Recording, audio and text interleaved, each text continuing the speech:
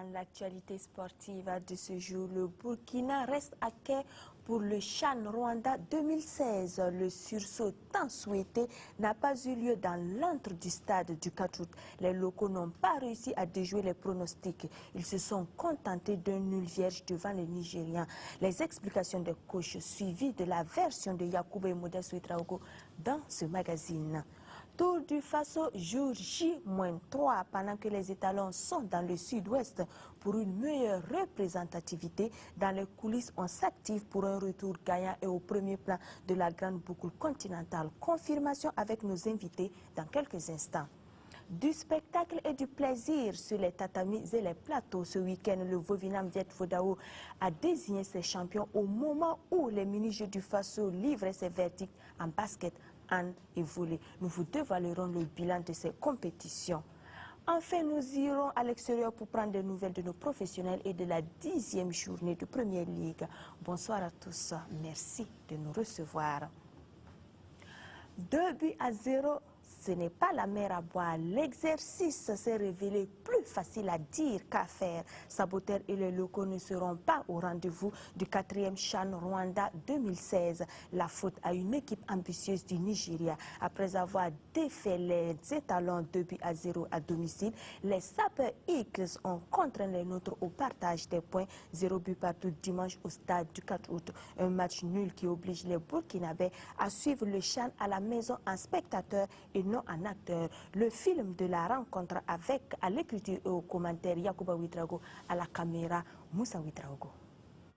C'était un match retour beaucoup attendu au regard de l'actualité sportive très bouillante de l'heure et surtout la possibilité évoquée par Drissa Malo Traoré Saboteur de refaire son retard de 2 buts en 30 minutes. Mission commando, changements radicaux. 4 nouveaux joueurs intègrent le 11 de départ. Moumouni Kompaoré, Aziz Ouedraogo, Grégoire Sawadogo et Fabrice Sangaré. En plus, un remplaçant à l'aller, Michael Dramé et Romari Pitroapa, qui n'étaient pas sur la feuille de match à Port-Harcourt. En revanche, des absences remarquables et le coach s'explique. Gora est paludien, il n'est même plus ouvert avec nous, il est paludien, il a demandé au docteur. Il est tombé, une crise cardiaque, une crise paludienne, donc il ne pouvait même pas tenir. Donc on l'a libéré, il est présentement chez lui. Gora est malade. Et Pan Cyril, le palu, et Kaboré Draman, un milieu de terrain qui joue Racing, lui aussi palu. Diallo, Moussafa, lui aussi palu. Donc tout, BAO, lui aussi palu. Bref, le scénario mis en place, scorer le plus vite possible. Les étalons démarrent donc en trombe et dès la 17e minute, Mohamed Silla obtient un pénalty. Désespoir pour le Burkina, mais de très courte durée. Un garçon talentueux, on le sait. Mohamed Silla, c'est parti. Oh là là. Le scénario, il fallait qu'on enlève très tôt le premier but. On a raté le pénalty et donc le match devenait un peu compliqué pour nos jeunes gens. Le contraire, ça a motivé les Nigérians. Les étalons sont en souffrance psychologique, les Sapeurs locaux, eux, en confiance. Néanmoins, Mohamed Silla et ses coéquipiers cherchent, mais ne trouvent pas de solution. 0-0 à la mi-temps. À la reprise, le danger burkinabé viendra d'un défenseur. Sur ce corner de la 49e, la tête de Souleymane Kwanda est sauvée de justesse par la défense nigériane. Il ne faut pas beaucoup reculer pour les Sapeurs sous peine de craquer. Et Jean-François Losisto recadre ses garçons. À la 52e, attaque éclair du Nigeria. La frappe de Temitope Batunde croise les gants fermes de Mohamed Bayoulou. Le match s'ouvre de plus en plus et Vincent Ezawa, le portier nigérian, récidive dans ses sorties hasardeuses, comme ici à la 75e, où Akashima Uche sauve le Nigeria du plat du pied de Michael Dramé. Vincent se reprend sur une tête molle de Maxime Ouattara. Grosse frayeur pour le Nigeria, qui réplique à la 86e. Alors que c'est une récupération nigériane, attention à cette pénétration de Ezekiel qui centre. En fin de rencontre, Mohamed Traoré lance la dernière offensive burkinabé. Mais la reprise de Hassan Bandé passe à côté. 0-0 au coup de sifflet final. Le Burkina est donc éliminé pour avoir perdu 2-0 à l'aller. Il n'y aura donc pas de deuxième qualification consécutive pour le Burkina au CHAN. Et toutes les leçons devront être tirées de cet échec. Car en plus de combattre l'adversaire, le Nigeria, Il y a eu trop de dispersion d'énergie et notamment les répliques intempestives à l'égard d'une presse qui ne fait que son travail. Sur ce plateau, je suis en compagnie de Modeste Ouedraogo et Yacouba Ouedraogo. Bonsoir messieurs, bienvenue sur ce plateau. Bonsoir Christelle. Dites-nous, Yacouba, vous étiez au Nigeria. Est-ce le PALU seul qui a eu raison des étalons hier? Pas le PALU. La preuve en est qu'il a fait appel à des garçons, hein, comme à des garçons de centre de formation généralement. Et tout de suite, il a titularisé ces garçons-là, c'est dit qu'il a confiance en eux. Et donc, heureusement d'ailleurs que lui-même n'ait pas eu le PALU, sinon ce serait des talents locaux sans entraîneur. Mais je ne pense pas que ce soit le PALU qui a eu raison de Drissa Malo Traoré, saboteur dans ce match retour-là. Il a produit du jeu, mais c'était stérile tout simplement parce qu'il n'a pas eu le temps nécessaire, à mon humble avis, hein, de travailler avec ces nouveaux qu'il a intégrés dans son 11 de départ. Mais pourquoi avoir intégré ces nouveaux, la Modeste Ouedraogo? Tout simplement parce que selon ses explications, ses propres explications, il n'a pas eu le choix parce que les joueurs sont malades. Donc du coup, il n'a pas... Mais quand on fait appel à une sélection, on prend quand même le maximum de joueurs pour pallier à cette Tout à fait, tout à fait. Vous savez, la vérité c'est que si on veut se parler, c'est que Saboteur lui-même a fait mauvais casting dès le départ. Parce que vous savez, lorsqu'il a commencé à mettre en place son équipe, notamment les 2 matchs amicaux contre le Niger, en aller et retour, sur ce même plateau, nous avions dit que les joueurs qu'il a appelés, il va falloir revoir un peu, parce que nous estimons que ce ne sont pas les joueurs qui peuvent faire le travail. La preuve, on allait au Nigeria, on a pris 2-0. Donc, à mon humble avis, son casting n'était pas déjà bon. Et après, lui-même, il s'en est rendu compte. Donc, il fallait peut-être qu'il trouve d'autres personnes qui puissent l'aider donc à se qualifier. Malheureusement, il ne trouvera pas ces personnes-là parce que le délai était trop court. Et ce n'est pas parce que les enfants qu'il a pris ne sont pas bons. Ils sont bons. Les enfants de Salitas, un centre de formation, notamment Sangaré et puis Bandé, ils sont bons avec le latéral droit. Voilà, Moumouni Compaoré et Aziz Ouedraogo. Ils sont bons, mais malheureusement pour lui, il n'a pas eu le temps nécessaire pour travailler avec ces garçons-là. Et quand c'est comme ça se voit dans le jeu. Dans le jeu, il y a eu tellement de déchets. Ils ont eu des occasions, mais comme les garçons n'ont pas eu à jouer ensemble pendant un bout de temps, donc il n'y a pas eu de résultat. Donc c'est ça aussi qui est la vérité. Et le PALU, peut-être, c'est autre chose. Ben voilà, mais la vérité, c'est qu'il y a des garçons qui auraient pu faire le travail et il n'a pas fait appel à ces garçons-là. Il a peut-être fait confiance à des gens de 3e division, des gens de 2e division. Vraiment, ça, c'est quand même compliqué. Alors justement, Christelle, sur ce point précis hein, du casting, quand vous avez un groupe avec lequel vous travaillez durant un certain moment donné, c'est sûr que vous avez des remplaçants sur le banc. Et pour un match retour, si vous devez, juste parce que quelques titulaires, certains de vos titulaires sont malades, vous devez faire appel à des enfants, à d'autres joueurs et les titulariser, c'est que vous ne faites pas confiance à votre banc. Sinon, vous aurez ces gens qui vous avez appelés là dans votre banc de touche. Vous pouvez les utiliser tout à fait, justement. Et donc, le banc n'était pas profond. Et donc, c'est un véritable problème de casting qui se pose. Ces enfants qui l'appellent, ils peuvent être bien talentueux, mais ici, nous sommes en compétition. Et c'est une question de niveau. Il n'y a pas match. Et de Port-Harcourt à Ouagadougou, qu'est-ce qui a véritablement changé? À Port-Harcourt, on a pris 2 buts. Ici, on a fait un match nul. C'est la configuration normale. Hein, à Port-Harcourt, le Nigeria avait le ballon. Ils ont réussi à scorer à 2 reprises. Au match retour, on ne s'attendait pas à ce que le Nigeria fasse le jeu. Non, loin de là. Ce n'est pas à eux de faire le jeu. Donc, ils ont laissé la balle à l'adversaire, aux étalons locaux, qui ont utilisé la balle. J'allais dire, ils ont fait circuler, mais il n'y a pas de mordant. On n'est pas aussi dangereux que cela. On a eu le pénalty, c'est peut-être un peu le tournant du match. À la 17e minute, Mohamed Silla frappe sur la barre transversale. Du coup, on prend quand même un coup moralement. Et c'est des enfants. Voilà, c'est des enfants. Et donc, comment remobiliser ces enfants-là pour qu'ils reviennent dans le match et qu'ils se disent encore, il y a encore du temps, on peut jouer, on peut gagner. C'est difficile. Voilà, ce n'est pas des joueurs de compétition, à mon humble avis, ce n'est pas des joueurs de compétition. Ils ont du talent, d'accord, mais ils ne sont pas dans la compétition en tant qu'était le Nigeria à sa 34e journée de championnat. Alors que nous, on n'a pas encore commencé. Tout à fait. Donc la pression était du côté des étalons pour ce match retour. Il fallait donc attaquer d'entrée de jeu pour espérer renverser la vapeur. C'est ce que les nôtres ont fait, malheureusement sans succès. Voici les analyses que les 2 coachs font de cette rencontre. L'entraîneur nigérien y va avec un grain d'humour. Je tiens, avant de commencer, à répondre à cette question. Je dis merci à mon docteur de m'avoir donné un traitement anti-palu parce que je remarque qu'il y a beaucoup de problèmes de paludisme ici au Burkina. Donc merci à mon docteur.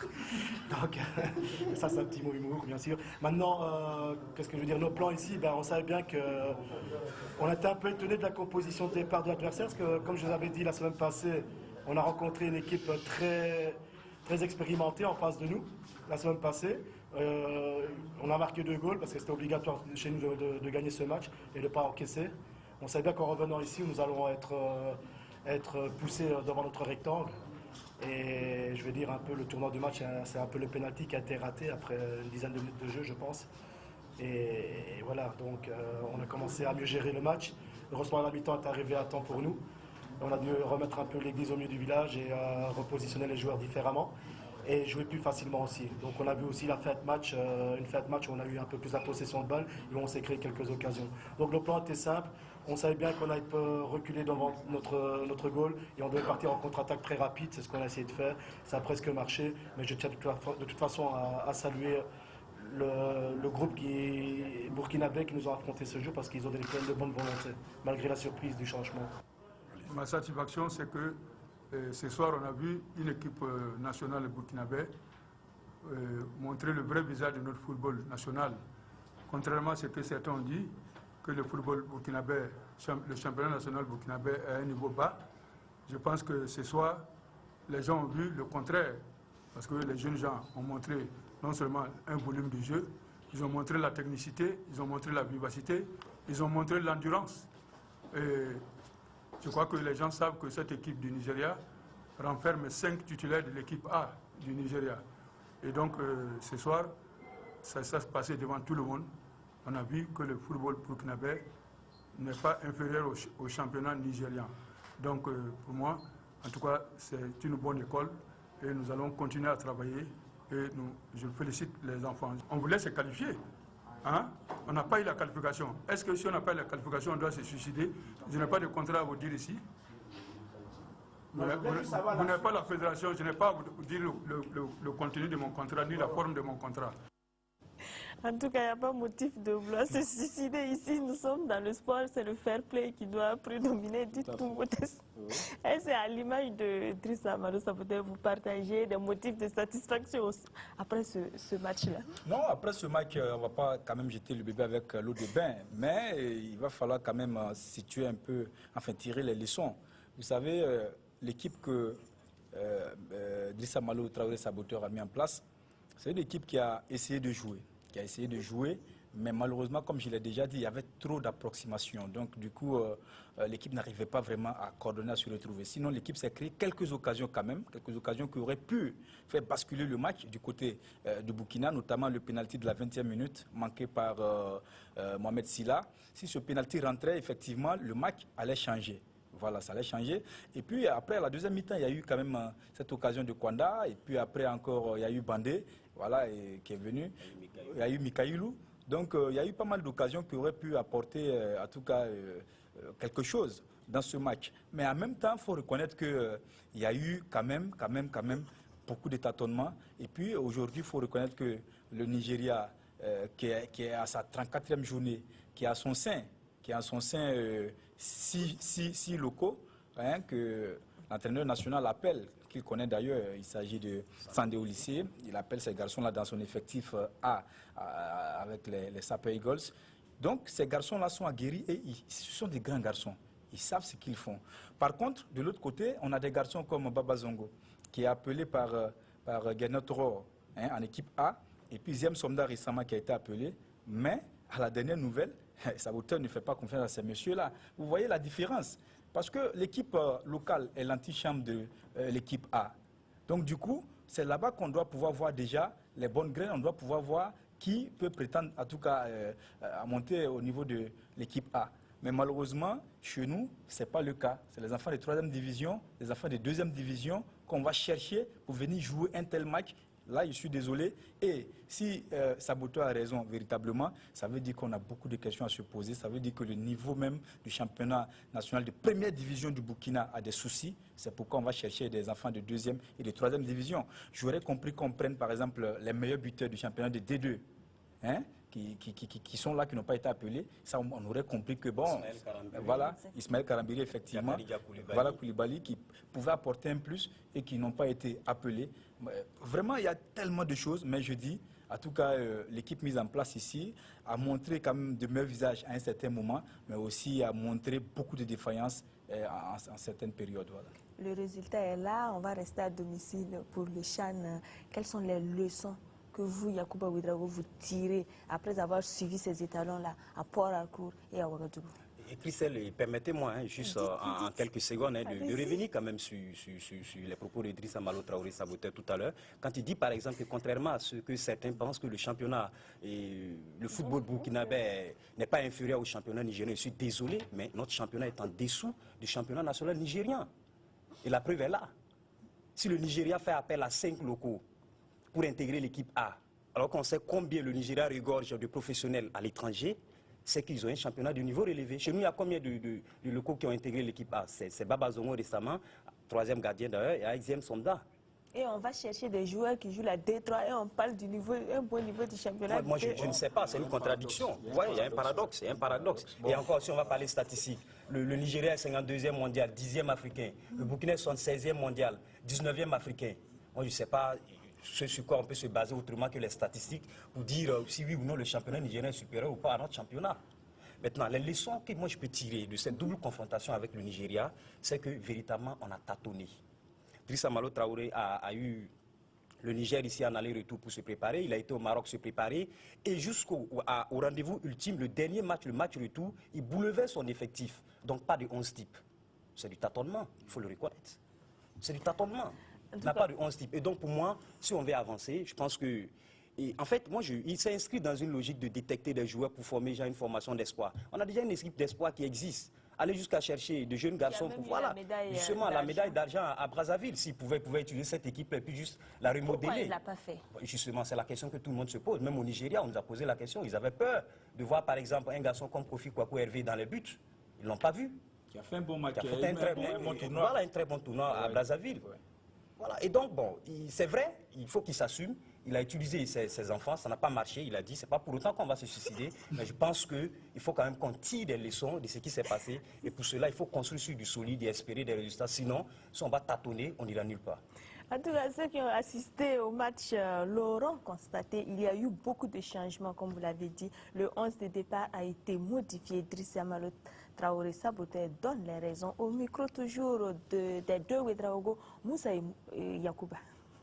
Vous dites que comparer Moumouni, vous ne savez pas d'où il vient. Comparer Moumouni, tout le monde sait qu'il est titulaire de l'AS Sonabel. Il a même joué la Coupe d'Afrique avec l'AS Sonabel lorsque l'AS Sonabel a joué la campagne africaine. Comparer Moumouni, tout le monde le connaît. Vous parlez de Rodrigue. Rodrigue, tout le monde le connaît. À la demi-finale, Issoua, c'est lui qui a donné les balles de contre pour marquer les buts. À la finale, c'était pareil. C'est le meilleur milieu de l'histoire. L'autre joueur, lui, joue dans Salitas. Tout le monde le connaît.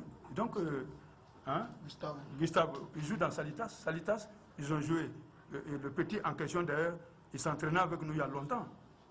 Nous avons des joueurs qui jouent avec nous, qui sont même de la 2e division et qui sont très, très, très forts. Voilà donc pour les explications en ce qui concerne le bouleversement constaté au niveau du 11 de départ. Monsieur, donc, pour un dernier tour de table, pour un dernier tour de table, il va falloir qu'on essaie de revoir un peu l'organisation de notre football parce que moi j'ai des inquiétudes par rapport même à l'avenir du football burkinabé. Vous savez, dans toutes les catégories, il y a problème. Quand vous prenez les cadets, les juniors, vous prenez le football féminin qui a fait quand même voilà, qui a assez bossé parce que vous voyez, on est arrivé à un niveau où on n'espérait pas, ça c'est à saluer. Mais au niveau des garçons, ça pose problème quand même parce que les locaux, on est éliminé, on ne va pas au CHAN. Les étalons seniors, ça, vous savez que c'est très compliqué parce qu'au niveau des éliminatoires de la CAN, ça piétine un peu. Au niveau donc des éliminatoires du mondial, on va rencontrer le Bénin. On ne sait pas avec quelle équipe on va se présenter face au Bénin parce qu'on a joué un match amical contre le Mali. On a perdu lamentablement 4 buts à 1. Ça fait vraiment... C'est compliqué, ça fait beaucoup. Et je me dis qu'il va falloir revoir parce qu'on n'a plus de relève. Et ceux même qui devaient constituer notre relève, ça piétine là-bas aussi. Et je ne sais pas à ce niveau-là qu'est-ce qu'il faut faire. Donc il va falloir réfléchir pour trouver vraiment des mécanismes afin que notre football reparte sur de bons rails. Sinon, l'avenir sera très très compliqué pour nous. Yacouba Ouédraogo tirer à boulet rouge sur la presse, ça n'arrange rien non plus. Hein. Ah oui, ça n'arrange rien. Je pense que la presse ne fait que son travail et que chacun reste dans son rôle et puis bon, on ne se préoccupe pas trop de ce qui se passe dans la maison du voisin. Parce que quand c'est bon, on dit c'est bon. Ah oui, quand c'est bon, on dit c'est bon. Voilà, quand c'est pas bon aussi, on le dit et puis bon, avec en fait, en fait. Voilà, et donc, justement, Christelle, permettez-moi de revenir quand même sur ce dernier mot. Pour moi, il n'y a pas 1000 solutions. Si on veut avancer dans notre football, il faut qu'on mise sur notre championnat. Et aussi, on a soulevé ce problème de casting au niveau des A, on l'a soulevé encore au niveau des locaux. Il y a véritablement un problème, qu'on prenne les meilleurs du moment et qu'on mette les moyens dans ce championnat-là, parce que tout part de là. Tant que le championnat n'a pas un niveau assez relevé, même ces professionnels qui sont à l'étranger, ils sont passés par le championnat. Oui. Voilà, et donc tant que le niveau du championnat n'est pas relevé, pour cela, il faut mettre les moyens, il faut construire des stades, il faut tout faire. Voilà, on ne peut pas jouer sur des terrains nus et puis bon, se retrouver du jour au lendemain sur un terrain bien gazonné, bien taillé, puis pouvoir s'en sortir. Non, c'est pas possible. Voilà. Et donc, il y a cela, mais il y a également le fait que le problème de casting, on continuera toujours d'en parler, le meilleur du moment, au moment voulu, c'est tout. Moi, il n'y a pas 1000 solutions. Merci beaucoup, messieurs, pour tous ces éclairages. Voici quelques pays qui défendront leurs couleurs au Rwanda pour la succession de la Libye du 16 janvier au 7 février prochain. Le Rwanda, pays organisateur, le Maroc, la Tunisie, la RDC, le Gabon, le Mali, le Nigeria, la Zambie, le Zimbabwe, le Niger, l'Ouganda, l'Éthiopie, Côte d'Ivoire, Ghana et Congo-Cameroun décalés au 30 et au 31 octobre pour cause d'élections dans ces pays. Voilà pour ce qui était du point donc du CHAN 2000, des éliminatoires, du dernier tour des éliminatoires du CHAN Rwanda 2016. Nous revenons maintenant au Burkina où les clubs de la Ligue du centre de football se disputent depuis vendredi dernier la 3e coupe Antoine Ouédraogo au stade municipal de Ouagadougou dans le groupe B. Samedi, Las Fayenga et l'AS Sonabel se sont quittés 2-2, 0 but partout. Ibrahima Sombi et Jérôme Tiendrebego. Asfa Yenenga AS Sonabel est un derby dans l'affiche, mais ce que les 22 acteurs ont offert aux supporters sur le terrain est loin d'être à la hauteur des attentes. Rien d'étonnant au regard de la situation des clubs en cette intersaison. La première offensive est à mettre au compte de l'Asfa Yenenga avec cette frappe de Saoudal Sari sur Aboubakar Ouédraogo. Les électriciens s'en voudraient d'être des spectateurs et se signalent sur cette action. Mauvais contrôle et passe en retrait de Damien Traoré pour Herman Dabiré qui se loupe complètement. Puis c'est au tour de Adama Sanané de cesser sur cette frappe trop enlevée. D'un camp à l'autre, Zidabou Bambara depuis la ligne médiane lance René Zungrana sur la droite. Son centre pour Marius Kaboré est intercepté par la défense. En seconde période, Patrick Zongo, entré à la place de Marius, réussit son lob de la tête, mais le capitaine Omar Diallo sauve in extremis. Les occasions n'ont pas manqué dans cette partie, seulement le réalisme n'était pas au rendez-vous. Sébastien Ouédraogo met fin à la rencontre sur le score vierge. Une rencontre qui a permis à Isaac Akoy de voir ses recrues en situation. Oh, c'est bien, jouer c'est nouveau joueur, tout, un ancien seulement. Je joue bien, j'ai commencé le travail, c'est une semaine. Ici, nouveau joueur joue bien. Ancien joueur n'a pas venu à l'entraînement, c'est comme ça, c'est un nouveau joueur. Permettre au club de première division d'obtenir une bonne mixture d'anciens et de nouveaux joueurs, c'est l'objectif de la Ligue du Centre qui fait des pieds et des mains pour réussir cette 3e édition de la Coupe Antoine Ouédraogo. Jusque-là, bon, on continue à courir derrière les partenaires pour être aidés, pour leur soutien. La Fédération burkinabé, comme je l'avais dit tantôt, a donné sa participation pour nous accompagner. Maintenant, on tend l'oreille vers les partenaires, on les rencontre pour voir si on peut avoir quelque chose. Mais l'un dans l'autre, comme nous sommes déterminés à organiser cette compétition et les clubs veulent nous accompagner, je crois que nous allons aller jusqu'au terme. Ben, ça fait 2 matchs et nous remarquons qu'il y a même de l'engouement parce que les supporters viennent au terrain. Le début est bon, ça nous réconforte, nous allons persévérer. Voilà. La coupe Antoine Ouedraogo se poursuit avec à l'affiche de ce mardi 27 octobre l'opposition COSAF RCK à 15h30 au stade municipal de Ouagadougou. Ce lundi soir, les étalons U20 ont pris la mesure du Santos FC 1-0 dans le groupe A. En ouverture, vendredi toujours dans le groupe A, l'USO a craqué 0-1 devant l'EFO au stade municipal de Ouagadougou. Du ballon rond, nous passons au cyclisme avec la préparation du Tour du Faso. C'est dans le sud-ouest burkinabé que les étalons se sont retranchés pour mieux affûter leurs jambes pour être à la hauteur de la grande boucle pour son retour après une année d'absence.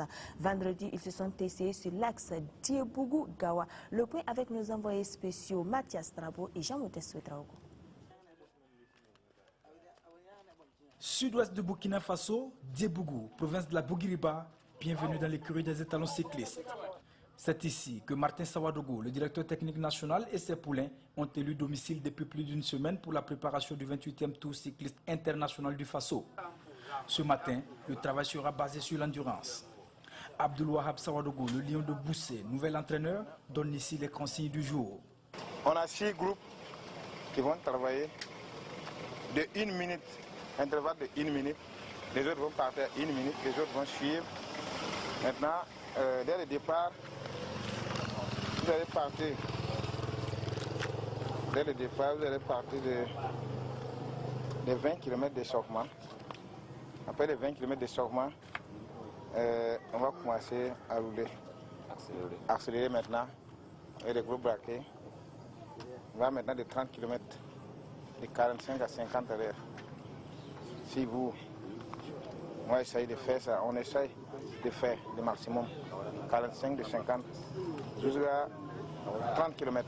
Après les 30 km, vous allez récupérer et puis vous allez les prendre. 5 équipes se forment et voilà le peloton sur la route de Gawa. Une distance d'environ 75 km. L'accent est mis sur le fond, l'endurance et le relais entre les coureurs. Aussi, la complicité entre les coureurs est recherchée. En tête du peloton, Rasmane Ouedraogo et Salfo Bikenga, nouvellement intégrés dans le groupe étalon. Issaka Kabré, le gorgrossier national, Amidou Yamiogo, Selou Bamogo, Abdou Sokondo, Yakuba Ouedraogo, Aruna Ilboudo, Abdoulaye Rwamba, les frères Minungu et Abdoulaziz Nikema, le maillot jaune en titre, tous habitués à la haute compétition, sont présents. À côté d'eux, les jeunes comme Mathias Sorgo et bien d'autres font leur premier pas avec les étalons. C'est à vive allure que les garçons font leur entrée dans la ville de Gawa. La vitesse moyenne, elle, est d'environ 40 km/h. J'ai suivi tous les groupes, je faisais les va-et-vient et en suivant bien l'entraîneur qui essayait de donner par exemple les consignes de derrière jusqu'en avant. Et s'il y a quelque chose que vous avez vu par moment là on se concerte, mais j'ai vu que par exemple il y a eu une assimilation, ils ont beaucoup compris maintenant et l'aspect scientifique même de la chose. Donc je pense que les consignes ont été très bien respectées. Je vois que le travail physique que nous avons fait, le travail tactique, et nous trouvons en tout cas notre compte parmi les 25 présélectionnés là pour tirer 3 équipes de 18 personnes d'ensemble. Donc je crois qu'il y a beaucoup de la matière et ce sont les couleurs de la forme du moment que nous avons pris. Petit à petit, le groupe monte en puissance, les stratégies de course se peaufinent et l'ambiance, elle, est au beau fixe. Un peu en forme, voilà, je sens que le corps s'est échauffé. Surtout qu'on est là depuis moins d'une semaine de cela. Voilà, donc on est déjà s'adapter, on s'est adapté voilà, au rythme également et puis la condition de la route également que vous avez vu. Voilà, c'est pas un terrain là où le goudron est lisse. Voilà, donc c'est un peu dur. Mais on s'est adapté, donc ça fait que quand on roule, on sent que ça va. Nous-mêmes venant du Cameroun il n'y a pas quelques jours, dans les combien de kilomètres après ici, on faisait que les gueuler devant parce qu'ils roulaient très fort. Donc je crois qu'il y a eu beaucoup de relève, il y a eu beaucoup de puissance qu'ils ont eu.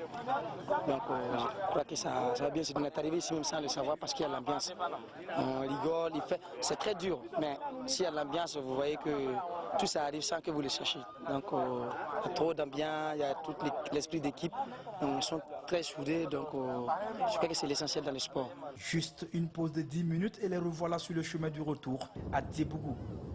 La préparation se poursuit jusqu'au mercredi 28 octobre 2015, date à laquelle la liste des 18 représentants burkinabés au 28e tour cycliste international du Faso sera connue. Voilà donc pour ce qui est de la préparation des étalons. Dans les coulisses maintenant, nous allons avoir beaucoup plus d'informations avec sur ce plateau Francis Ducru qui est le superviseur et le responsable marketing du Tour du Faso. Et Alassane Ouangraoua qui est le président de la Fédération burkinabé de cyclisme. Et enfin Rasmane Sawadgo, le secrétaire permanent du Tour du Faso. Bonsoir messieurs et bienvenue sur ce plateau. Je vais m'adresser à vous, Monsieur le Président, en première position, parce qu'on a vu que vendredi, Salfo Bikenga et Rasmane Ouedraogo ont fumé le calumet de la paix. Vous confirmez qu'il n'y a plus rien entre eux sous l'égide d'un émissaire envoyé par le Moronaba? Oui, c'est vrai, effectivement, Salif Bikenga et Rasmane Ouedraogo, effectivement, il n'y a plus rien entre eux. Nous avons travaillé effectivement à ce qu'il y ait un climat vraiment sain, sportif, à partir du moment où ils sont tous appelés à défendre les couleurs de notre pays. Alors c'est un travail que nous avons en tout cas abattu afin que les deux jeunes cyclistes étalons puissent effectivement se pardonner. Et il faut, comme vous l'avez si bien dit, c'est sous l'égide en tout cas de l'empereur que en tout cas nous avons pu réconcilier les deux jeunes et Dieu merci ça se passe bien et je pense que à travers cela ils pourront en tout cas faire une bonne prestation autour du Faso.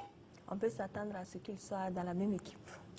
Mais écoutez, à partir du moment où ils s'entraînent ensemble, il n'y a pas de raison qu'ils soient dans la même équipe ou ne le soient pas, c'est pas chose. Mais l'essentiel pour nous, c'était de pouvoir réconcilier ces jeunes. Et il y a également des problèmes au niveau de la fédération avec la démission de Bertin Bationo de la SBCL. Est-ce que les coureurs de la SBCL participeront à ce tour cycliste? Bon, écoutez, moi je dis que c'est une page qu'il faut tourner parce que la démission de Bationo ne porte pas préjudice, en tout cas au comportement ou plus ou moins à l'évolution de l'équipe nationale de Burkina Faso en cyclisme. Et je voudrais d'abord vous rassurer que tous les sportifs qui ont été réquisitionnés ont répondu présent. Bikera, Salif, Yerbanga, Salif, Cabré, Isaka et Sorgo Mathias, tous de la SPCL ont tous répondu et ils sont tous à Gawa. Donc je pense qu'à ce niveau, il n'y a pas de problème. Mais par rapport à la démission, je dis que moi, je me réserve en tout cas de répondre parce que si la démission, la lettre a été adressée à son Excellence, Monsieur le Ministre, c'est trop fort pour moi, je ne peux pas parler à sa place.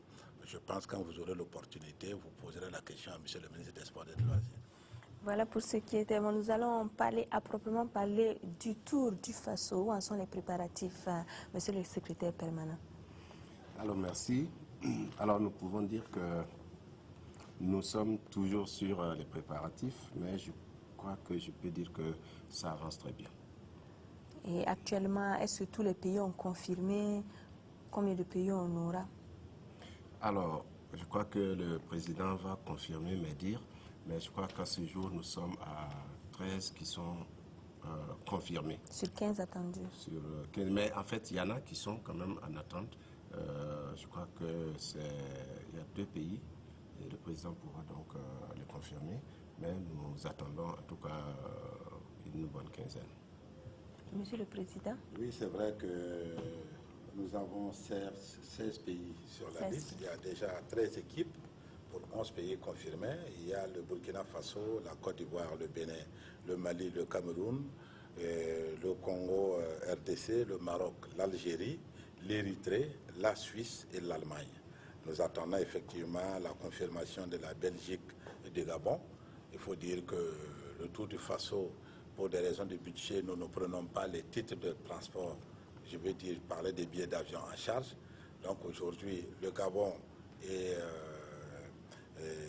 la Belgique souhaiteraient que la fédération ou le ministère puisse prendre ça en charge, chose que nous n'avons pas encore, n'avons pas prévu dans notre budget. Donc, c'est pas évident. Mais à l'heure où nous parlons, nous avons déjà 11 pays qui ont confirmé avec 13 équipes.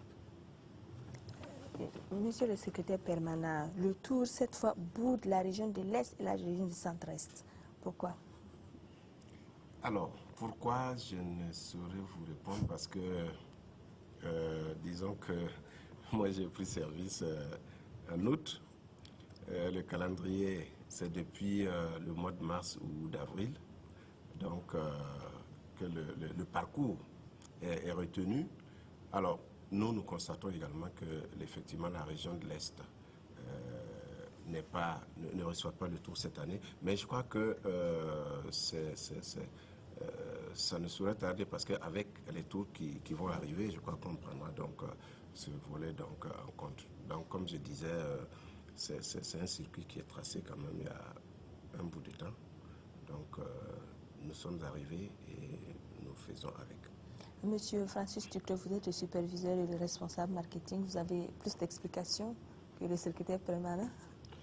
Moi, vous savez, ça fait 28 ans que je viens ici pour faire que des remerciements. Remercier tous ceux qui nous aident, comme vous le savez, puisque d'ailleurs la RTB va être partenaire dans ce tour.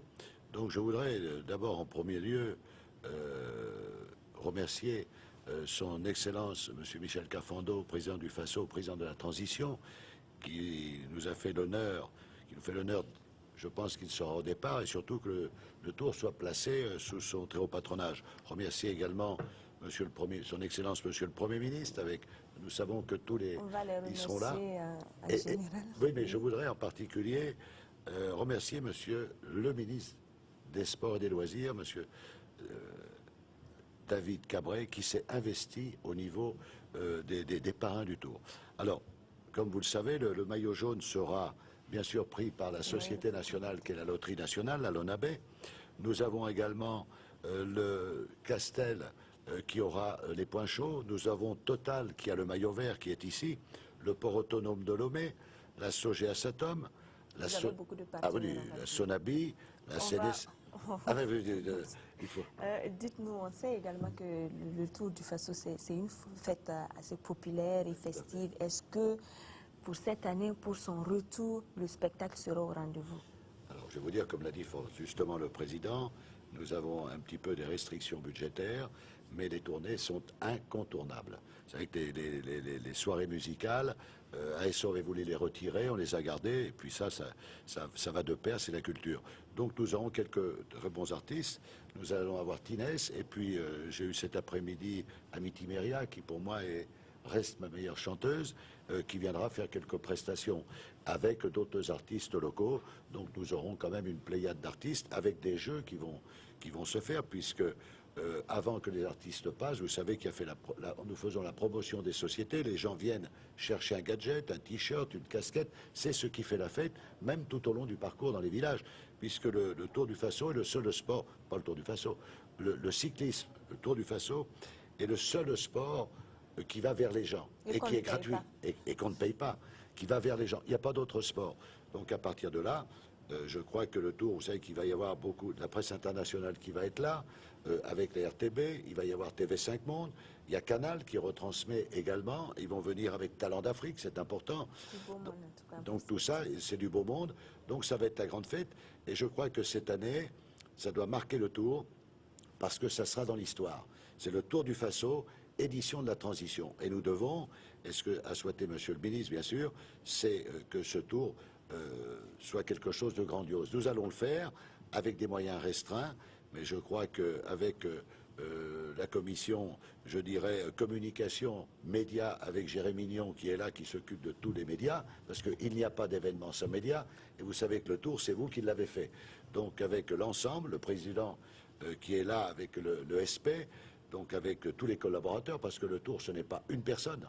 Le Tour, c'est toutes les commissions, on ne peut pas les citer, mais je crois que nous allons réaliser un beau Tour, parce que le Tour n'appartient pas simplement qu'aux sportifs, le Tour appartient au peuple burkinabé, et les gens sont derrière pour la réussite.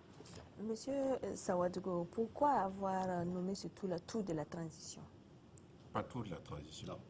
Mais édition de la transition. Édition de la transition, ok. Parce que si les affiches, on a mis Tour de la transition. Non, c'était effectivement les premières affiches. Et je crois qu'il y a eu donc le collectif. Et c'est l'édition de la transition et non le Tour de la transition. Monsieur Wangrawa, avons-nous bonne chance de garder le maillot jaune? Alors, franchement, je dirais que ça va être très difficile pour le Burkina, mais il faut compter avec la bravoure des Burkinabés. Je sais que je reste souvent un peu réservé, nous nous sommes très bien préparés. Nous avons eu quand même un petit retard dû à la crise que la fédération a traversée, mais des dispositions étaient prises, des moyens, en tout cas nous avons eu les moyens pour nous préparer. Et je pense que les Burkinabés pourront au moins offrir un des maillots au peuple burkinabé. Mais l'objectif pour nous, c'est de gagner le tour. Nous n'organisons pas le tour pour le gagner. Nous n'organisons pas le tour parce que nous sommes obligés de le gagner. Si nous devons gagner ce tour, nous allons en tout cas le gagner avec la manière. Si nous perdons le tour, on ne va pas s'attrister. Mais si nous gagnons, on ne ferait non plus pas la fine bouche. Mais je pense que les Burkinabés, les cyclistes burkinabés vont se battre pour défendre notre maillot. Avec l'Érythrée? Oui, avec l'Érythrée. Vous savez que c'est d'ailleurs pourquoi, à un certain moment, il faut accepter, inviter des équipes qui sont capables de vous titiller. Si nous devons rester là parce qu'effectivement, on veut gagner, mais est-ce que nous ne sommes pas sûrs de se faire une vraie lecture de notre niveau? C'est pourquoi nous avons osé. Il y aurait le Maroc, l'Algérie, le Cameroun, l'Érythrée, l'Allemagne, la Suisse, le Burkina Faso, la Côte d'Ivoire. Et ce qu'il faut retenir, c'est que les gens viennent, c'est vrai, pour participer au Tour du Faso, mais à travers le Tour du Faso, ils se font des points pour la qualification au niveau des Jeux Olympiques. Donc, il y a des doubles enjeux. Donc, c'est ce qu'il faut retenir. Et je sais que la lutte serait âpre. Au secrétariat permanent, qu'est-ce qu'on attend des étalons cyclistes?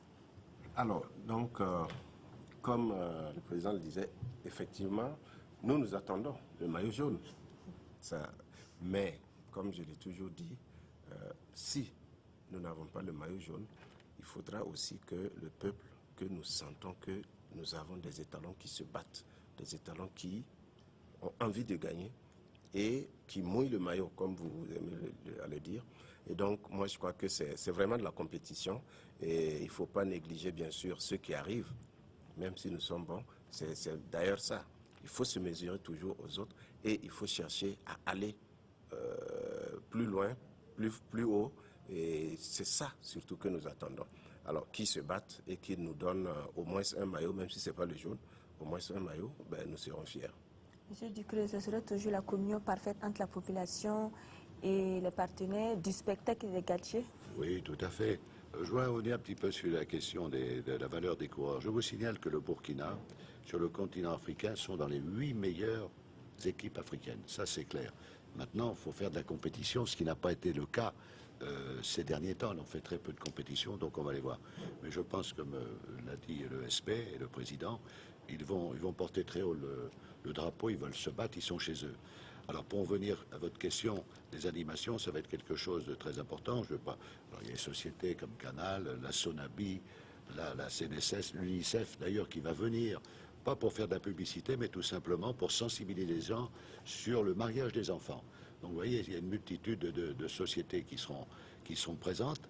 Donc, nous aurons le temps d'y revenir, puisque vous en parlerez largement sur vos émissions, mais il était de mon devoir de vous remercier et remercier le directeur général de la RTB de nous donner l'occasion de pouvoir nous exprimer et de pouvoir présenter tous ceux qui nous permettent que le tour ait lieu, parce que l'État met beaucoup d'argent, mais il faut en complément la publicité, parce que nous ne pourrions pas organiser le tour. Donc je vous remercie de m'avoir donné la parole. Il y avait quelques maillots. Il y avait la Soja Satom qui va patronner son étape à Borobo d'ailleurs, qui sera là à nos côtés. Nous suivrons tout cela avec beaucoup de plaisir, ainsi que les téléspectateurs. Merci beaucoup, messieurs, pour toutes ces informations sur le prochain tour du Faso, qui aura lieu donc du 30 octobre. Merci beaucoup. Fin de clap pour la première des mini-jeux du Faso, débuté le 20 octobre dernier. Cette édition pionnière a rendu son verdict le week-end écoulé. Les finales basket, hand et volley hommes et dames avaient des allures du défunt tournoi du parc animalier. Retour sur cette ultime face-à-face avec Kwale Nebié et Mamadi Wina. L'AS Douane était la plus forte au handball masculin ce dimanche. Opposé dans cette finale des mini-jeux du Faso à l'USFA championne en titre, il fallait sortir le grand jeu. D'ailleurs, à l'entame, l'USFA prend le devant et l'AS Douane doit s'accrocher. La première période prend fin sur une avance étriquée des militaires devant les Gabelous. Le score 13-12 pour l'USFA. À la reprise, les jaunes du capitaine Moussa Traoré, ancien de l'USFA, grâce à une très bonne défense, inversent la tendance et mènent désormais au score. L'écart se creuse au fil du match et sans surprise, l'AS Douane l'emporte par 30-21. On est très content dans la mesure où on est parvenu à arracher le gain du match face à une équipe coriace de l'USFA. Au début c'était difficile parce que c'est une équipe qui est très en jambes. Elle a dominé le match, mais après on a su les contenir parce qu'on se connaît bien. Juste avant le handball, la finale du volleyball féminin a mis aux prises l'AS Douane et l'AS Sonabel. Face à une formation bien expérimentée de l'AS Sonabel, les jeunes joueuses de la Douane n'ont porté haut la contradiction au premier set. Un set que l'AS Sonabel réussit à remporter par 29-27. La suite est sans grande résistance pour Honorine Kamboulé et ses camarades qui s'offrent les deux autres sets par 25-12, puis 25-15 et le gain du match par 3-7-0. Samedi, au basketball, c'est une opposition AS Sonabu contre RCK qui est offerte au public. Un match entre les deux grands du basket burkinabé qui voit une meilleure entame de l'AS Sonabi. Les Verts dominent le premier quart-temps par 19-13. Le RCK, grâce notamment à Yaya Diarra et Stéphane Nissaou, recolle au deuxième quart-temps et 29-28 au Marquois, toujours pour les Verts de l'AS Sonabi. Le RCK passe devant au troisième quart-temps, 45-41. Mais au quatrième quart-temps, Aboubakar Sara et Wilfried Zerbo, grâce à des shoots à 3 points, permettent à l'AS Sonabi de s'imposer par 65-63 à l'issue d'un money time très tendu. Beaucoup de regrets liés déjà à la prestation de mes propres joueurs qui ont tout pour pouvoir passer devant, mais qui dans des situations où normalement on doit simplement marquer, on ne marque pas. Très difficile. Je n'ai pas joué mais je transpire autant que les joueurs. Les matchs et surtout les finales contre le RCK, c'est toujours comme ça. Rares sont les finales où l'écart est beaucoup plus grand que ça. En première rencontre, l'ASFA Yenenga et l'AS Onea se sont affrontés au handball féminin. Les jaunes et verts font un bon début de match, obligeant les bleus et blancs à courir derrière le score. L'AS Onea réussit à rétablir la parité juste avant la mi-temps et les deux équipes terminent la première période par un score de 18 buts partout. En seconde période, l'ASFA Yenenga refait la course en tête, mais par défaut de fraîcheur physique, l'ASFA Yenenga s'incline à la fin par 37-34. C'est lundi soir qu'on a commencé à courir, alors que les filles étaient déjà en vacances depuis longtemps. Et donc, je peux dire que c'est vraiment un manque de fraîcheur, parce que si vous avez vu, on a dominé, mais vers la fin, on n'a pas pu parce que la fatigue s'est fait sentir. Un match très difficile, et ça se comprend, nous sommes en trêve. Et ça fait longtemps, en tout cas, les filles ne s'entraînent pas. Donc, vous avez remarqué que vraiment, bon, elles étaient lourdes au niveau des jambes, donc ce n'était pas du tout facile. Vendredi déjà, l'EFO avait battu l'AS Douane par 3-7-1 au volleyball masculin. Et le basketball féminin a vu la victoire de BAC Vision Future sur l'AS LBK par 57-33. Initiative du Comité national olympique des sports burkinabé. Ces mini-jeux du Faso ont sans conteste permis au sport de mieux s'aguerrir pour les prochaines séances. J'ai regardé le volleyball homme, ça a été très formidable. Le handball homme aussi. Je pense qu'il va falloir que les fédérations s'y mettent pour travailler davantage, maintenir, améliorer ce niveau-là, afin que nous puissions désormais affronter les autres pays là avec beaucoup plus d'arguments. Le vainqueur de chacune des finales a reçu la somme de 400 000 francs, le deuxième 300 000 francs, 200 000 francs pour le troisième et 100 000 francs pour le quatrième. En plus, chacune des fédérations de sport de main est repartie avec 2 jeux de maillot et 10 ballons. 4e Coupe CBC, c'est en basketball. Elle a désigné son vainqueur dimanche sur le plateau du lycée Marianne Gouabi. L'AS Sonabi succède à MBC en se payant Tampi Lakers 65-22. Gérard Sommet, Bangba David Kafando. Tampi Lakers n'avait sûrement pas les armes nécessaires pour venir à bout de l'AS Sonabi en blanc lors de cette 4e édition. Fait inédit, des jeunes joueurs en formation d'arbitrage sur la table. Une initiative à saluer. Après le coup d'envoi fictif donné devant les adeptes de la balle au panier, les choses sérieuses pouvaient commencer. Les deux formations se crispent, mais l'AS Sonabi s'installe et distance son adversaire du soir. La mi-temps intervient et les Lakers sont menés 13-34. La pause a été l'occasion pour certains de s'essayer au shoot. À la reprise, les Lakers n'arrivent pas à combler leur retard.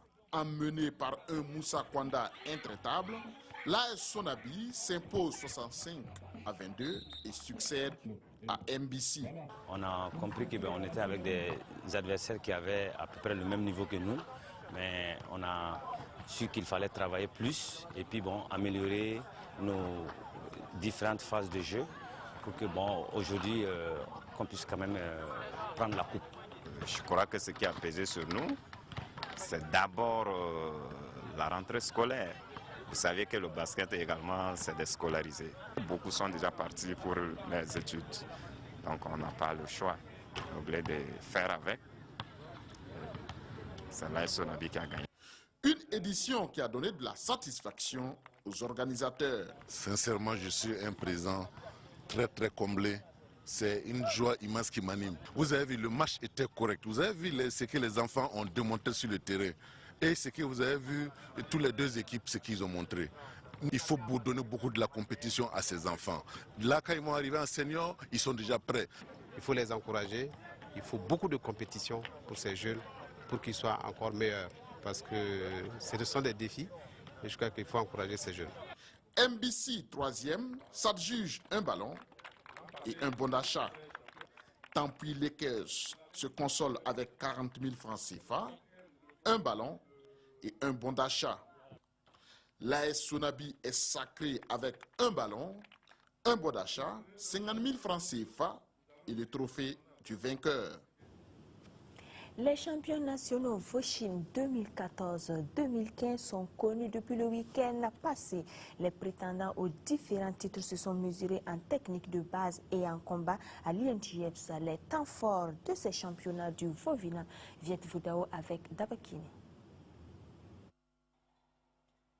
Ces finales de la saison 2015 de Vovinam Viet-Vodao ont surtout été marquées par la forte participation des jeunes. Des techniques de base en passant par les techniques mouvementées ou de combat, ces jeunes Voshing ont laissé entrevoir des lendemains meilleurs pour cet art martial au Burkina Faso, l'un des meilleurs jeunes de la compétition.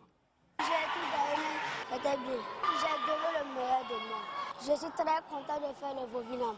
Dans les catégories supérieures, les combats de techniques d'attaque et de défense avec armes blanches ont été également suivis avec beaucoup d'intérêt.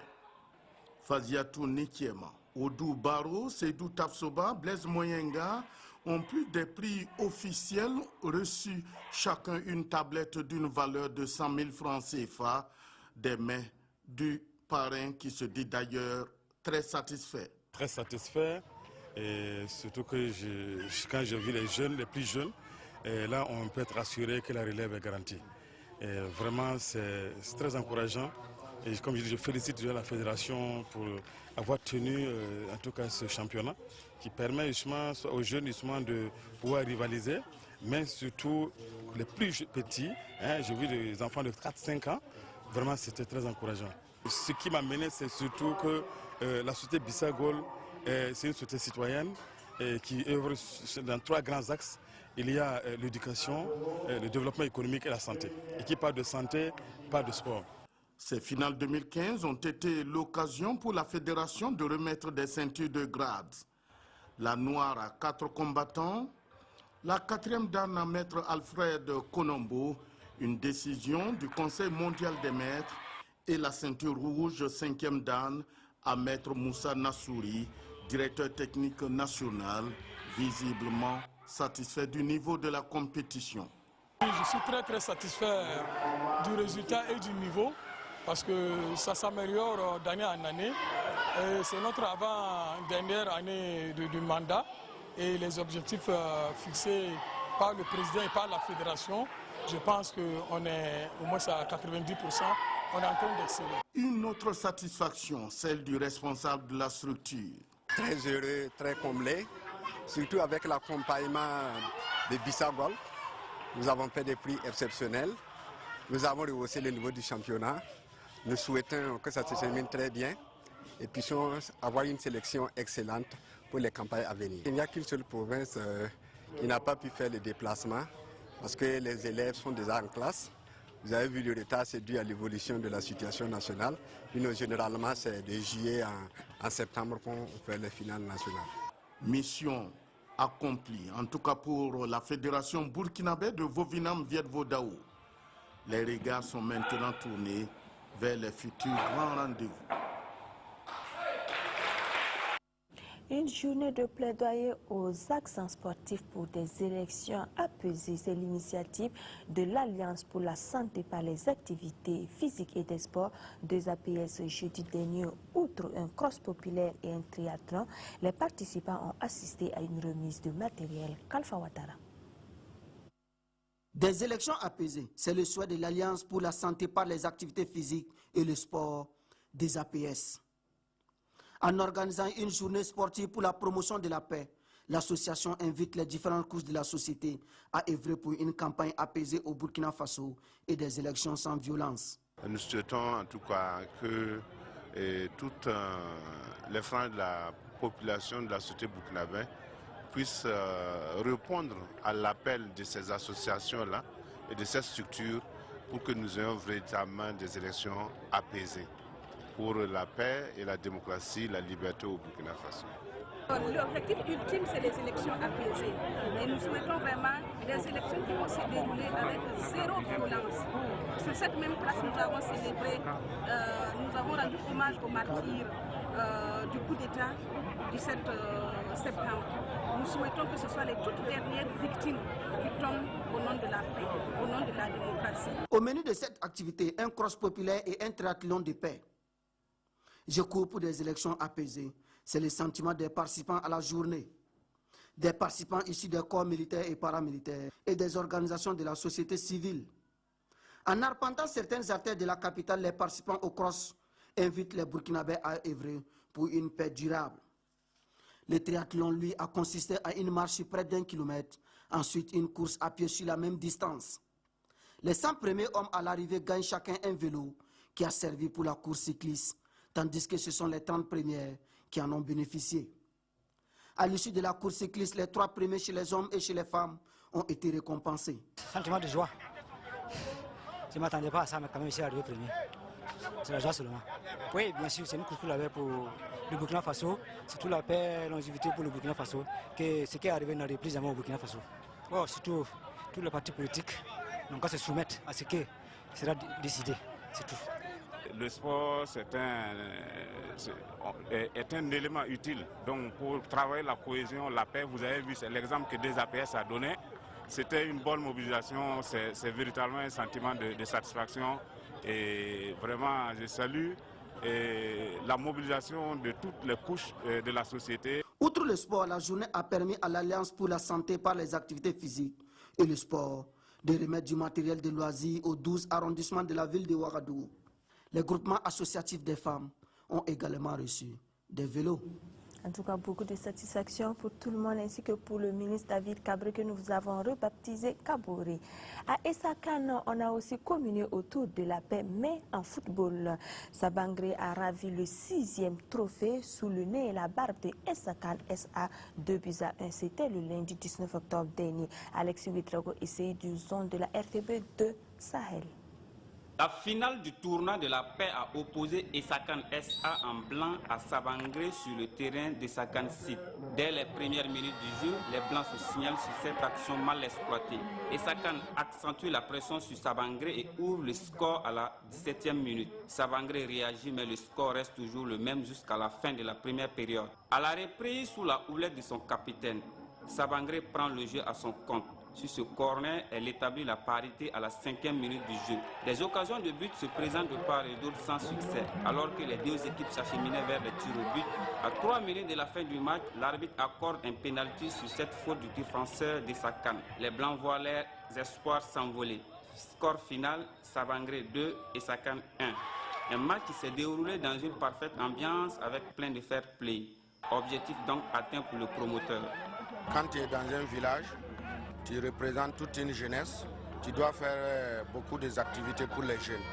Donc c'est pour cela que j'ai organisé ce tournoi, pour faire plaisir à tous les jeunes de Sakan et tous les jeunes de Loudalan. On est très satisfaits, vous-même vous avez constaté, tout le monde est là. Il y a eu beaucoup de monde, il y a eu des filles, des hommes, des jeunes partout. Ils étaient là, ils étaient très contents avec le tournoi qu'on a organisé. Sabangré, vainqueur du tournoi, remporte le trophée, un jeu de maillot, un ballon et la somme de 100 000 francs. Esakan, deuxième, gagne également un trophée, un jeu de maillot, un ballon et une enveloppe de 75 000 francs. Ce tournoi est appelé le tournoi de la paix. Nous avons mis en place un système de jeu qui nous a permis de gagner le match. Au début, Sabangré faisait partie des plus petites équipes du tournoi. Nous avons travaillé et Dieu merci, nous avons remporté la coupe.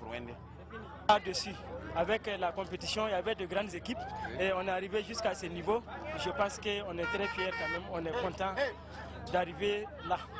Donc je ne crois pas de déception. On est très fiers même, toute l'équipe est contente parce qu'on ne savait pas qu'on allait arriver en finale. Esakan, finaliste malheureux, promet revenir l'année prochaine avec l'ambition de remporter la 7e édition du tournoi de la paix. En bref, pour les nostalgiques, sachez qu'un match de football opposera le samedi prochain sur le terrain du Moronaba Baogo les étalons QV 98 à Presse Football Club. La rencontre sera parrainée par l'ancien ministre des Sports, Joseph Tiendribego, et l'ancien président de la Fédération burkinabé de football, Honoré Nabéré Traoré.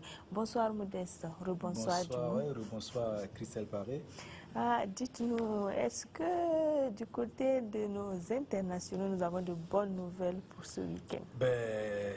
Les fortunes sont diverses. On va dire que du côté de la Turquie, on jouait la 9e journée. Et c'est un week-end noir pour les footballeurs burkinabés évoluant dans ce championnat, puisque Gakari Gakone et Sivasspor ont été battus à domicile par Trabzonspor 2-0.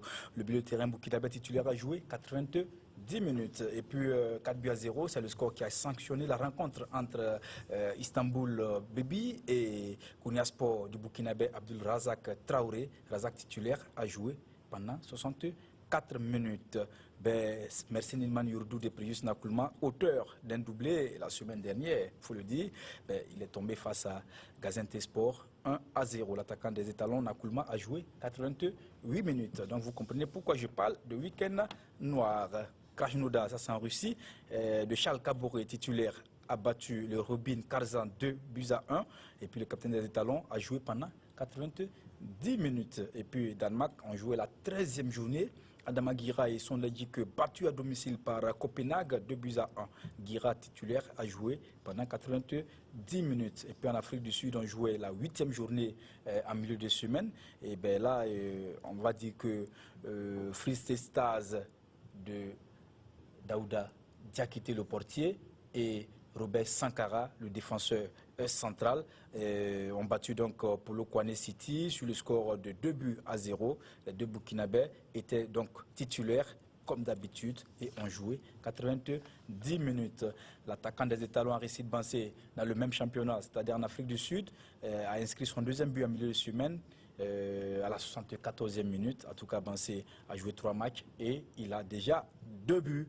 Donc Bansé de Chipa United a battu Marisbourg 2-0. Bansé, lui, son but était intervenu à la 64e minute. Et puis en Autriche, on jouait la 13e journée, Sturm Gaz contre Wolfsberg 2-0. En Autriche, Là-bas évolue Isaka Ouedraogo. Isaka Ouedraogo titulaire a joué pendant 90 minutes. Et puis Ternana de Salif Dianda a été battu par Pérouse à domicile. C'est en série B en Italie, 1-0. Salif Dianda qui retrouve la compétition. Il est entré à la 76e minute. Voilà un peu ce qu'on peut dire par rapport donc, aux nouvelles des pros. Mais permettez-moi de dire un mot sur la 9e journée en Algérie. JS Kabylie contre USM El Arach, 4-2 pour JS Kabylie. Panou Diawara, samedi, a encore inscrit un but à la 58e minute qui permet donc à son équipe JS Kabylie de l'emporter 4-2. Et Panou Diawara actuellement a 5 buts en 9 matchs.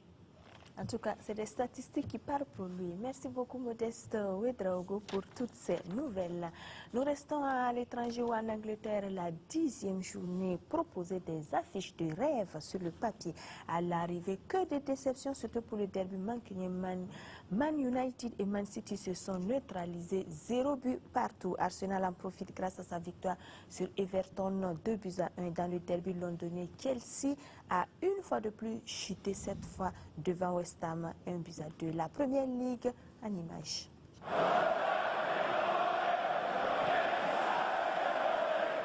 Le public d'Upton Park a entonné hier le célèbre Sacked in the Morning à l'intention de José Mourinho. Mais l'entraîneur de Chelsea est toujours ce matin à la tête des Blues, 15e, avec 11 points pris sur 30 possibles. Mourinho a refusé de parler aux journalistes hier. Il a regardé la déroute de son équipe des tribunes, exclue pour être entré sans autorisation à la pause dans le vestiaire des arbitres. La défense de Chelsea est aux abois. 19 buts encaissés en 10 matchs.